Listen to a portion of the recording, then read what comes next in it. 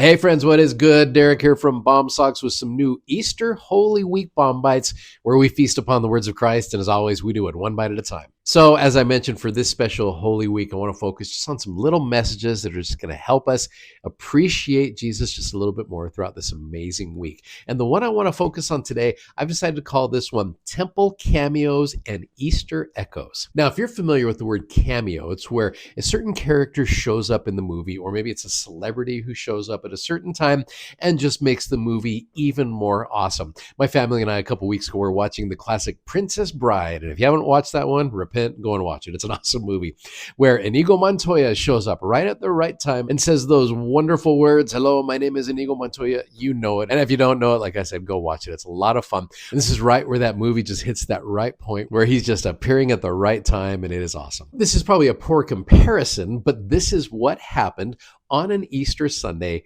April 3rd, 1836 in Kirtland, Ohio. Now, I have a special place in my heart for the Kirtland Temple. I've always loved it. I've had opportunities to be there. I've had opportunities with seminary and institutes to direct church history workshops for seminary and institute teachers. In fact, I had an opportunity, and this is one of the coolest things I've ever gotten to do, is I got to teach sections 109 and 110 right there in the temple, in the room where it happened, if you will. In fact, as I was teaching section 109, and this was previous to our church owning the temple now, so one of the docents who was part of the community of Christ sat through my lesson and he liked it. He was like, "Hey, do you want to come stand up here where we believe that Jesus Christ stood and visited Oliver Cowdery and Joseph Smith?" And I'm just like, yes, absolutely. So I got to stand right there, and it was so cool to be able to have that experience. Now, I've been trying to go over all the recent general conference topics, and I just finished Elder James Rasband's talk where he talked about God's wonderful plan of mercy. And he reminded us of President Nelson's invitation to read section 109,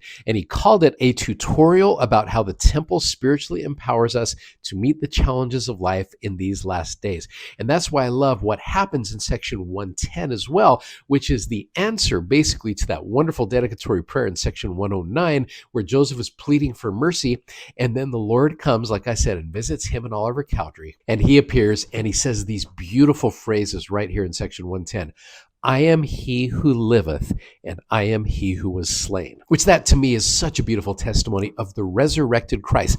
Yes, I was slain, but I am him who is still here. This is like what I call an Easter echo. Now, it's 1800 years after the resurrection, and Jesus Christ is still appearing in our day. He appeared to Mary and the other disciples. He appeared to Joseph and Oliver, and he still shows up today. And maybe not in the physical manifestation like he did in Kirtland, but he's still showing up today. He shows up in temples. He shows up in quiet personal prayers. He shows up in fast and testimony meetings. He shows up in quiet moments of stillness where we take time just quietly on our own to read scriptures and to ponder and to meditate on wonderful things that the Lord has done for us. He shows up in conversations. He shows up in nature. He shows up in a beautiful prayer. He shows up in a beautiful sacrament hymn or during the sacrament itself. So I guess the question we can ask ourselves is, where is Jesus going to make a cameo in your life this week? Now, again, I don't mean a full-on physical manifestation like he did in Kirtland, Ohio, but maybe it's just unexpectedly during a difficult time that you're going through. Maybe it's that quiet assurance that you need during a prayer. Maybe it's that moment of peace during a difficult time that you need. And he's not just someone who is in the past, locked up in the New Testament.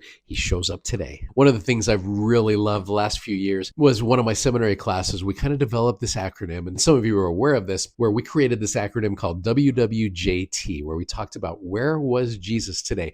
I had a student bring up how he said, Jesus is really bad at hide and seek, to where he says constantly, "Seek me diligently and you shall find me." It's a horrible hide and seek strategy. But if you are looking for Jesus, you will find him. He is alive. He is he who liveth. He is present. And he's still showing up if we will look for him. Again, he's bad at hide and seek, but he's really, really good at being found. So if you go looking for him this week, I promise you, he will be there and you will see him. I can testify to you that that is true.